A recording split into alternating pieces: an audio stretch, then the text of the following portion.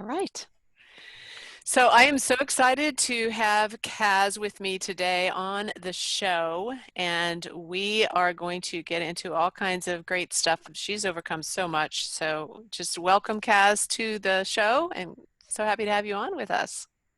My pleasure. Absolutely happy to be here. So excited. Yeah. So where are you in the world? Where do you live? I am in Dallas, Texas. I'm Oh, about okay. 4 miles from DFW Airport. Oh, I've been in that airport before. It's huge. It is. It's a It big is area. kind of empty right now, but yeah, it's one of the bigger ones. Yeah, definitely. So tell me a little bit about all the stuff you've been through. You've been through an incredible amount of things and overcome them and come back. So just share with us some of the stuff you've been through over the last, I don't know, how many years has it been? Oh gosh, I started having life experiences at a very early age. I was an active child, 4 or 5, and I was raised, my mom was just magical for her time. And I think she is the reason I was able to face certain challenges that may have crushed other people. Oh, wow. But she taught me at a very early age to answer 2 questions. And those are the 2 questions. If I, fell off my bike and broke a bird bath, or one of my challenges I've overcome was totaling 7 vehicles, not all at once, and not that I was driving all of them, because I know your audience just went, what? What? I was only driving 4 of the 7 vehicles, 3 got in the way, but we'll talk about that. But no matter what happened, and actually after my first car accident, I was 21, and I'd heard these questions for 19 years. And she walked into the hospital where I was originally taken, which was Rayford Prison Hospital, the highest state security prison hospital in Florida. I actually was there 3 years prior to Ted Bundy. So they really were, I had totaled my vehicle and 3 others, including a state dump truck, which was massively huge. So they didn't really think I was going to live. But she walked into the hospital room the next morning after my car accident and gave me these 2 questions, and they're paramount. And she said, "Mousebait, are you okay?" And that meant do a mental and physical check. So from the time I was 2, I'd be like, oh, everything's not, yeah, I'm good, but I'm a little bit embarrassed. And the second question was the defining moment, especially at 21. And the second question was, what did you learn? So I've been on morphine now for probably 22 hours. I had a broken neck, broken leg. I was paralyzed from the neck down for about 7 days. I had 64 stitches in my head. And so being flip, which you can be on morphine because you don't feel any pain, I said, don't fall asleep at the wheel. And she goes, dig deeper. So I went on with a couple more flip answers. And finally I said, seriously, Mom, we are in a state prison hospital. You need to get me out of here. And she said, I will when you tell me what you learned. And so I thought, all right. So I thought for a moment. I said, got it. You can have everything. You just can't have it all at once. She said, wow. That's the lesson I've been trying to teach you for 21 years. Snapped her fingers, EMTs came in, and I was out of there. And I thought, what? So I think for listeners, as I go through as I've always gone through certain challenges, I used to say to people, I'm a great healer. I've totaled 7 vehicles. I've gone bankrupt 3 times. I've broken my neck twice. I have survived cancer twice. I've broken my nose 9 times. I'm a good healer, mentally and physically. And it really is an attitude. And that, I think, is the biggest thing I want your listeners to understand is you always have a choice. You have a choice to get bitter, or you have a choice to get better. And so I look at things with, okay, this really wasn't in my plan. I may not be crash happy about this right now. However, how do I fix it? And that's all my life when I was dealing with corporate training and speaking and doing a variety of things with associations and network marketing groups. And my thing was the get her done gal. How do I fix this? And if you aren't that type of person, I think you can find someone who is. So let's see. When I totaled my vehicle at 21, I couldn't go to teach. I mean, I'm in a neck cast, a body cast, and graduated. Didn't even go to my graduation. And they were like, do a master's. Of course, the University of Florida be like, do a master's. Of You got course. a body cast. I'm like, okay, I can't teach, so I'll go do a master's. So from that time forward till I was about 29, I had taught school, I'd gotten back out, I'd gone into the corporate world. I worked for a company a gentleman who had created the Step from Step Reebok. So I learned a lot in the fitness industry, learned a lot. I was a director of training. I did a lot in the fitness industry, had very different ideas, but it came back to, what did you learn? So I grew up without shame or blame or condemnation. So when I was 29, I had my first bankruptcy. Just spread myself too thin, tried to open up 3 different companies after I left this company called Sports Life, and just big britches. I am a type A personality. I call it a power peep, and more, better, best. And so after the bankruptcy, and I was very blessed. I actually had a girlfriend, and I think women need to understand, I'm not the girlfriend type. I've always been a male dominant. I think like a man, I act like a man, I speak like a man. My girlfriends would never call me up in high school and go, he broke up with me. Like, loser, get rid of him. So I was not the hugger, lover, tell me, it's okay. I was like, give me a problem, I'll fix it, and let's move on. So, after that bankruptcy, I moved to Australia and just decided I'm reinventing myself. I was once described as a pit bull and lipstick on a bad hair day with PMS. And everyone thought I was going to fire this employee. And I looked at her and said, that is a genius description. I'm so loving it. So I decided I would, and this goes to what we're going to talk about today, I would reinvent myself. So my brain language is a pit bull and lipstick on a bad hair day with PMS. I love that. That is hilarious. 100%. Yeah. And I decided I was going to be Mary Poppins, and I was just going to spread a little bit of sugar around to everyone. And I'm in Australia for less than 12 months, and I get cancer. And oh my goodness. I'm walking the beach, and people were just like, crazy lady, leave. I was screaming at God. I mean, I was having a knockdown. Okay, for 30 years, I was a horrible person. I probably put hundreds of thousands of people in counseling. I come here, I become a nice person. I do all kinds of free work. I'm like, and I just start listing like, I've done this, I've done this. And I'm like, what the heck? And God goes, I didn't make you to be nice. Right. Just like that. And I went, pardon? And he goes, I didn't make you to be nice. I made you to be an agitator. I made you to push people past their limits. This is how I made you. Yeah. And for the last 12 months, you have dishonored everything I find magical about you. Wow. And I remember standing, looking out the ocean going, seriously? This is the message you're giving me? Like, don't be nice? And so what I realized then, and this was started before I learned about brain language, was everyone has what they honor, what they value. And if for some reason, somewhere along your life, when you were a child, when you were a teen, first marriage, whatever, someone has said, no, that just is not good. Then we put a veil over who we are. Yep. And we pretend to be who we should be. Yep. An amazing woman business person who can have 3 children and a husband and be PTA president. And I'm going to go crazy and overwhelm.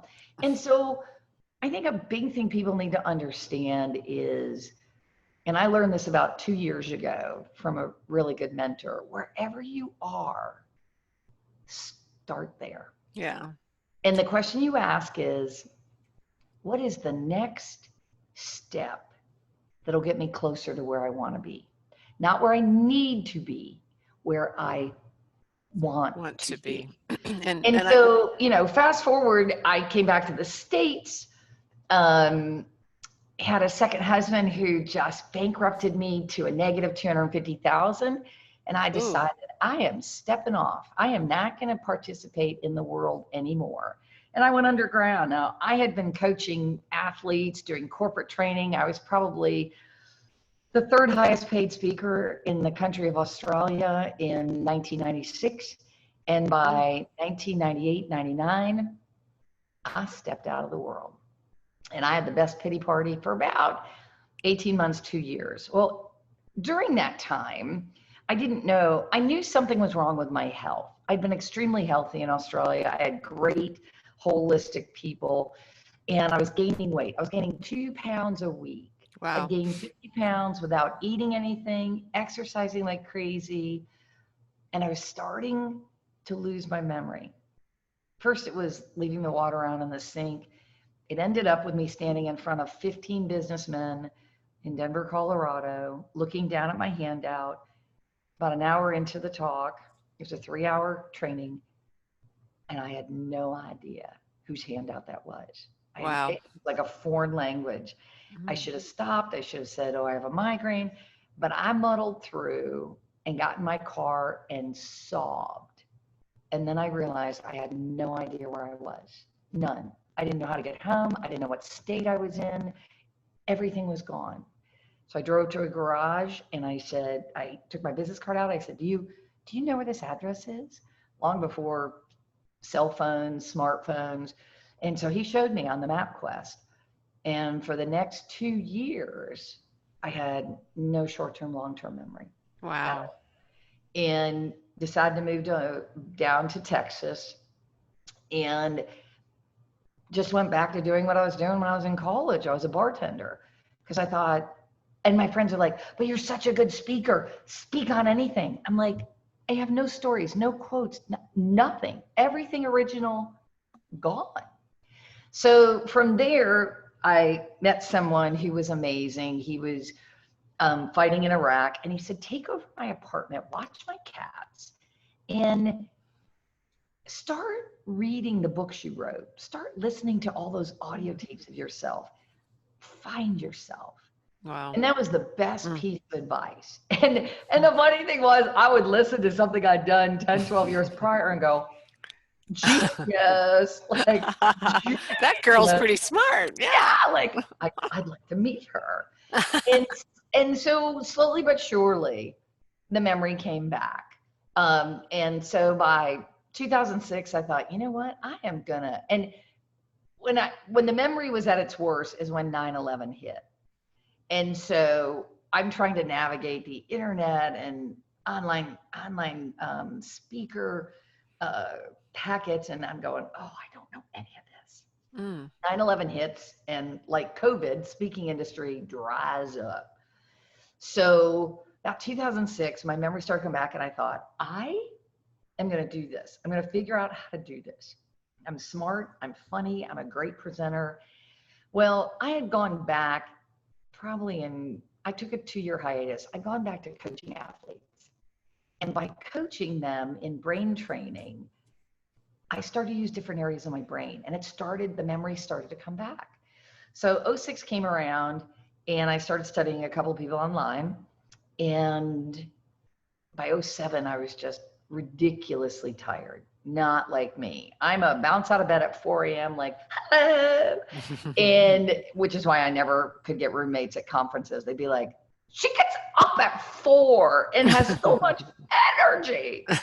So I started looking for what was the problem. And it took about a year to diagnose. And I was in a full-blown autoimmune disorder with an underlying infection in 2 of my teeth. Oh, wow. So the autoimmune disorder went on for 2.5, 3 years before we identified the infection in my teeth. And that entailed losing all the skin off my arms, losing all 10 fingernails, both shoulders dislocating. So I would have to be strapped like this, couldn't go to the bathroom by myself, couldn't shop, couldn't do anything. Holy cow. That kind of really did a number on me. And at one point I remember laying in bed, having a similar conversation on the beach that I had with God, like about 14 years prior. And he said, at first he said, go have your teeth checked. And I went, oh, come on. I haven't worked for 3 years. He's like, no, got to do that. And the second thing he said was, honor who you are. Go back. Yep. And so I did. And so from then on, I decided, I don't know if I want to speak. I don't know what I do, but I loved coaching the kids. So I did some speaking, did some coaching, consulting, corporate wise, but I always went back to the teenagers. So if I can impart 3 things, it's the quality of questions you ask yourself. Instead of saying, why did this happen to me? Or why did God allow this? Or why am I attracting all this negativity? At the end of the day, I kept saying, how do I fix this? Who knows more than I know? Who is an expert? And I just kept pushing forward for those mentors, those guides, those wise people. Read a lot of books. And I would wake up and I would have a mantra. The mantra might be, every day I'm getting stronger, or today I'm going to work 2 hours without collapsing, whatever it was. So for those that have a tendency to look back at something they had, oh man, when I was married and had this $1 million house, or when I was working for this company before the company went bankrupt, I always tell the kids, you'll never win a competition in any sport looking backwards. That will never happen. You don't see a runner going, okay, who's following me? You don't see a Right. football player. No, got to keep moving forward. So you have to have a big dream. I really do believe in dream boards. I believe that you only share it with one person. You don't share it, what I call a PPT, a poo-poo thinker. Like, no, that's not the person you share it with. Yeah. So yeah, that has been the journey, and I am a good healer. Yeah, well, what an incredible story and journey. And I love some of the things you've brought out. One thing that resonates really well is honor who you are, and how on that beach, and then again, God bringing you back to who you are. We have to be authentic to who we are and follow our own path. Or, if you're trying to put on a mask and another costume of somebody else, you cannot ever fulfill, your own potential, and you won't feel that satisfaction. It actually takes more energy to try to be somebody you're not, I think.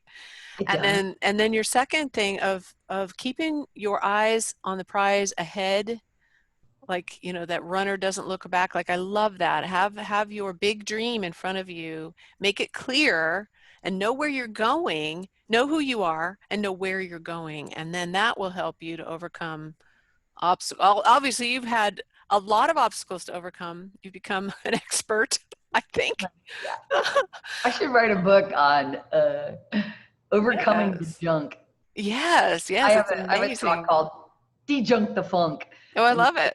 And the kids go crazy, and we go through anything from health, nutrition, mindset, bad grades, and they just crack up, because I believe I like little short things that get people's attention. So if I know my kids aren't eating well, instead of saying, what are you eating? I'm eating well. Are you avoiding sugar? Yes, I'm avoiding sugar. I'll go, give me the scoop on your poop. And they'll go, like, can't get around that one. Yeah, kids love that. That's sticking right to it. Well, tell us about Brain Speak. What is that about? So many years ago, gosh, it would have been early 90s, I was doing corporate training, and a really good friend of mine who did very similar things, goal setting, customer service, wow your customers, was doing coaching for in Australia, it's called, oh my gosh, I'm just drawing a blank. It's okay. Australian Youth Leadership. So it was through RILA. So RILA, Rotary Youth Leadership Association, I think it was RILA. And he would go and talk to the kids. And I said, oh my gosh, that sounds like so much fun. You know, I started out as a high school teacher, 9th through 12th grade, ag mechanics, welding, small engine repair, hydraulic motors. Oh my I goodness. miss kids. And so it started to broaden. And some of the sporting groups would say, hey, Keith, can you come and talk to 300 cricketers on the oval? So he started dating before I did. And some of these places were a 3-4 hour drive from where we lived in Brisbane, no hotels. So if the camp started at 7 a.m., you were getting up at 2 a.m. and getting on the road. And so he'd get this, you know, hey, Keith, can you come teach goal setting? And he'd think, I have a date Friday night. And he'd go, no, I can't, but Kaz can. And they'd go, what, who? And so I started speaking to athletes. And then word got out that I was very good with kids 10 and up, teaching them mental skills training. And they'd say, how do you do that? And I'd be like, I don't know. It just comes to me. Well, at that point, I didn't realize that was God downloading my giftings. Yeah. And so one day, a swim coach came to me and said, I would like you to work with our swimmers. Like you're having crazy results. And I want to see how many of my swimmers I can get on the travel team. Well, that's the precursor to the Olympic team in Australia. They pay enough to travel you around all over the world to see how you swim. And so I started working with the kids and I started doing some private training. And my first thought was, there has got to be an instrument that'll tell me everything that's going on in this kid's head. There just has to be. There's personality tests, there's NLP, auditory, visual, kinesthetic, you know, and right brain, left brain. And so I started looking and there was nothing. So I would watch a swimmer swim for like 6 weeks. And then I'd go, he has trouble making decisions. I'm going to teach him how to make decisions better. Then his times will go down. Well, my thought was, well, if there's nothing out there, I'm just going to make my own. So I took a very popular personality test. It was called Personality Profile by Fred and Florence Littauer. It was easy for the kids to take. DISC hadn't been invented. Mm-hmm. I took a very easy NLP and sort of manipulated it to teenagers. And then I created my own, are you more right brain, left brain, or balanced? And then along came a book called Brain Sex, which was amazing. It's are you male dominant or female dominant? And it has nothing to do with gender. It's how all your senses, your eyes, your ears, your taste, how they work with your brain. And so I incorporated that in. And then I just put in questions to make sure they weren't lying to me along the way. And stress questions, because I knew stress was like a good spice. Little bit, that would accentuate, too much, that would take you out. And so I put together this, what I call brain blend or brain language survey. Started giving it to kids and I'd be like, oh my gosh, he's an overthinker. She can't make decisions. She's got BBs in the dryer brain. And once I knew where their gotchas were and what they valued and what their brain language. So my hugger lovers never use the word aggressive. I use the word intense. And so sometimes I think people will talk to themselves and it's actually a language, an internal dialogue that violates who they are. So a real hugger lover, a relational person will use words like, I will attack my day. And subconsciously that says, but that's not who you are. You're not an attacker. You're a hugger lover. And so over the years, it allowed me to get very quickly at what they valued, what their gotchas were, how to overcome those gotchas, and how do they talk to themselves. So if you can't make decisions, asking questions that lead you to more indecision overwhelms you. Asking a question that gets you to the next level very quickly. And so a lot of thinkers. They're not good at making decisions, but boy, can they analyze. My question is, on a scale of 1 to 4, where are you with blank?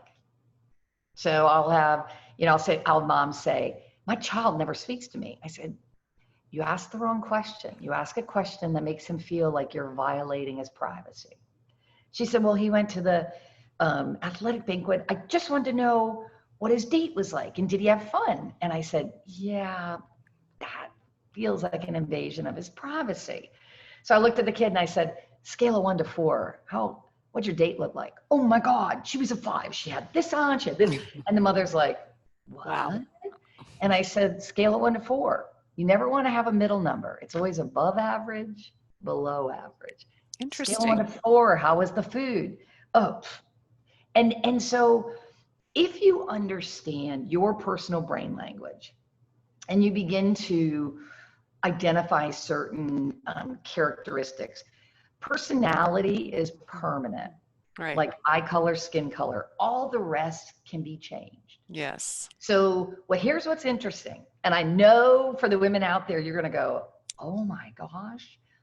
When I started this 35 years ago, the majority of learning style, NLP, how they learn, how you give and receive information, was visual. Smartphones, video games. I'm now looking at 80% of the population I test are kinesthetic, hugger lovers, learn by doing. Wow. They have changed their brain language because kinesthetics work with their hands.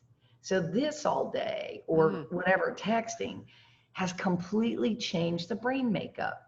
So as learners become more experiential, gamification, having fun, stories, our educational system has not evolved like that, nor has any coaching, nor has much business coaching.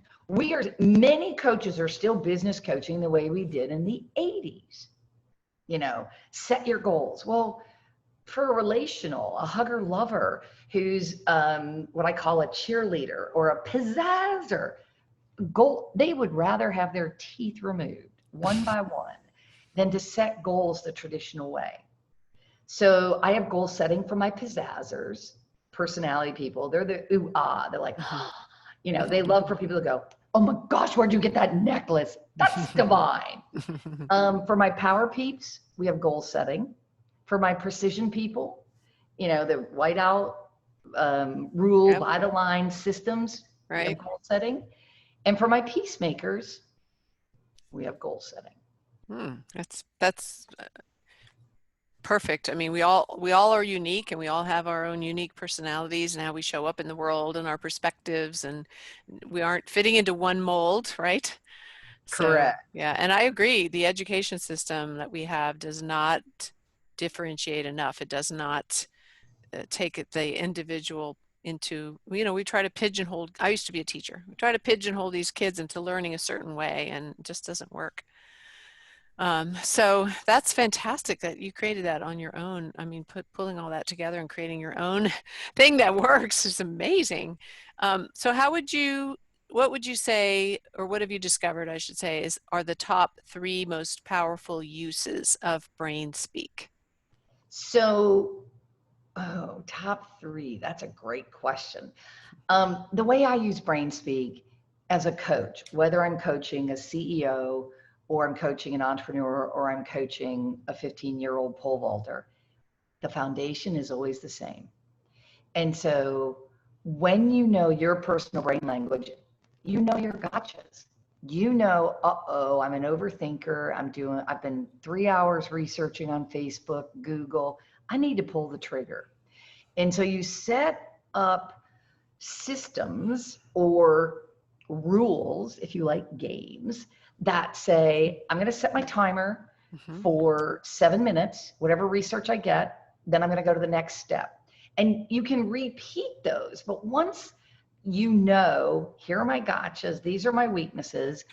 I love using my overwhelm indicators. And I think that probably would be number 2. When you go into overwhelm, there are indicators that are telltale signs. We've done them for so many years. Being over 50 and women, Mm-hmm. say 30 and above, you're going to have habits that you do that you've done for decades, and you don't realize they're overwhelm indicators. So I know I'm a power person first, precision second. So power people, they love to have power and control. They love speed. Their motto is ready, fire, aim. Oop, missed the target. Ready, fire, aim. And so I know it's all about speed. So one of my indicators in, living in Texas, a lot of highways are 75 miles per hour.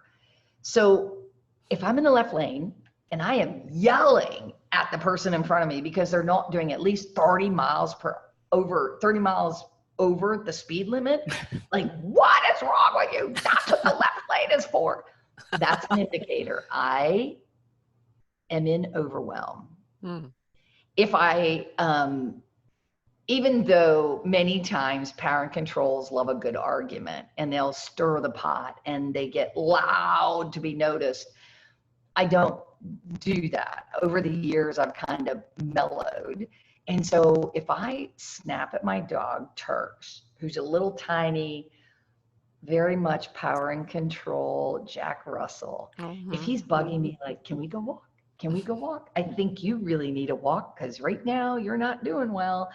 If I go, not now, that's an indicator. I'm in overwhelm. I sleep really well. I've fallen asleep at the car wheel 4 times. So I can honestly tell you I can sleep anywhere. Oh my gosh. When I can't put my head on the pillow and fall asleep, and it might be, people make these excuses. Oh, I had all these ideas last night when I was going to sleep. It was magical. I got up and I wrote them down. I opened my phone up. I talked into it. I went to the computer.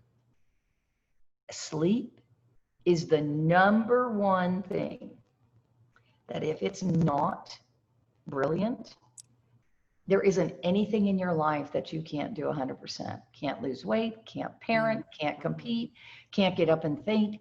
So I know how important sleep is. And I know I need a good 8 hours.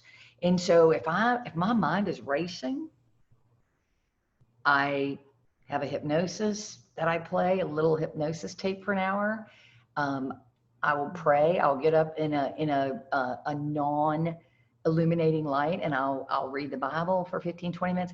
I have strategies that will put me to sleep. And so I think by knowing your gotchas, which is number 2, knowing what'll take you out, what'll put you in overwhelm, is monumental. And the third thing is, when you're good at identifying those characteristics in you, and you begin to see either similar or direct opposites, you're able to communicate with someone who may not be your brain language. So the pizzazzers, I call it BBs in the dryer. And so they used to make me go crazy. And the peace people, I had a peace athlete that went to the Olympics, and I'd say to him, Nathan, if I lit you on fire, it's debatable if you'd put yourself out. Like, dude, you got to move a little more. But he taught me, you can be a peace personality and make it to the Olympics. That's and right. He was a swimmer. So those would be my top 3. Knowing who you are will allow you to be much more competitive, much more productive. Number 2, knowing when you're going into overwhelm or the gotchas allows you to set up, and if you can't do it, I have friends. I will phone a friend like that game show and go, remind me why I'm doing this. And number 3, better marriages, better communication with your kids, better communications and coaching with clients, and just a much easier way to get to the common, like, how can I help you? Yeah. Like, let's get there the quickest way for both of us. Right. Understanding you and understanding other people and accepting them for who they are and you for who you are.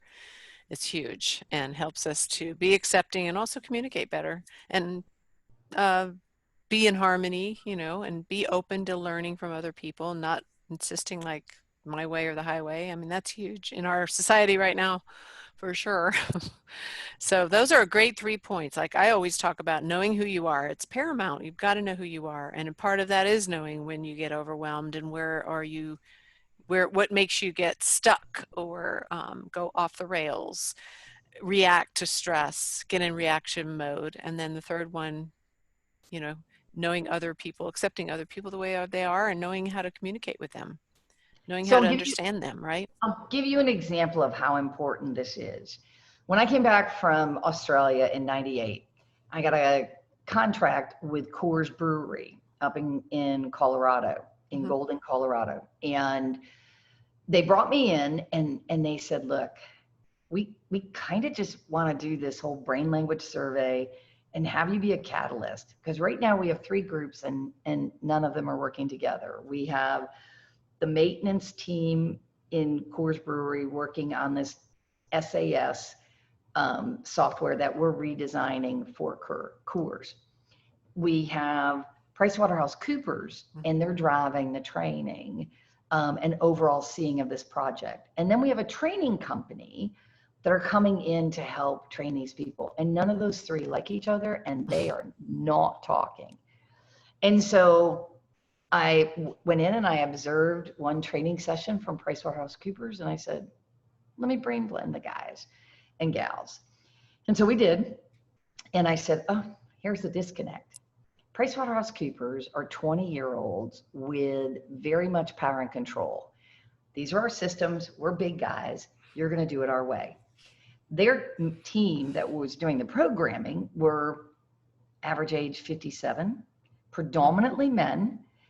They hated going to this system because they were the listen to the beer line up 2 miles down, there's an O-ring out. This whole system of entering everything into the computer from need to check this to hours, didn't like it.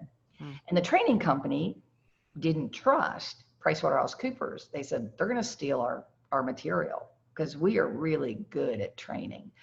And so once I identified, I went to PricewaterhouseCoopers and said, guys, I have hugger lover auditories, meaning they don't want to do lists and email lists and all of that. They want to talk about their feelings and their families.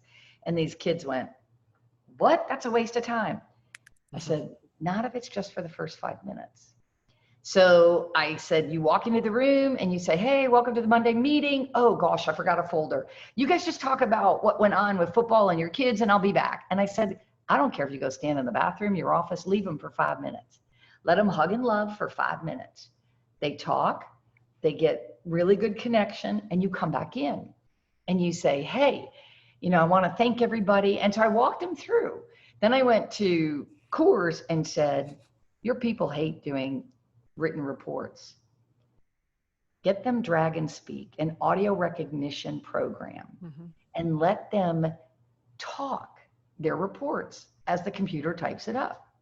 So then I said, let's make it a little bit more fun. I said, as you're doing a brain dump every day, I'm going to listen in randomly. And whoever tells the best story, like once upon a time, I was doing this, I said, I'll give a prize. So now it became a game. And so they would all rush to 4:30 and then they'd be like, what's my story going to be like? Am I doing like Goldilocks or am I doing this? And then I went to the training company and I said, what do you need to gain trust? And they said, we need a non-disclosure. And I said, well, that's easily done. And so that one thing of catalyst, knowing the brain language of everyone involved, allowed us to finish early. No one in our group went to the hospital. Every other group around Coors had somebody show up in the hospital with heart palpitations, heart attacks, some, disease or illness. And we finished under budget. Wow, that's awesome. Great example. And we need more of that definitely in the world. So this has been enlightening and very inspiring. I know most of my listeners are probably like, oh my gosh, wow, she's done a lot and she's overcome a lot. So that means that I could probably overcome this one little thing I'm dealing with.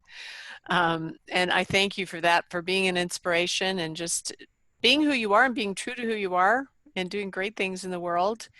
I know you have something you want to offer my listeners. Would you I tell us what do. that I is? think what I have are a couple of different PDFs and a video series that'll help them begin to understand their brain language a little bit better.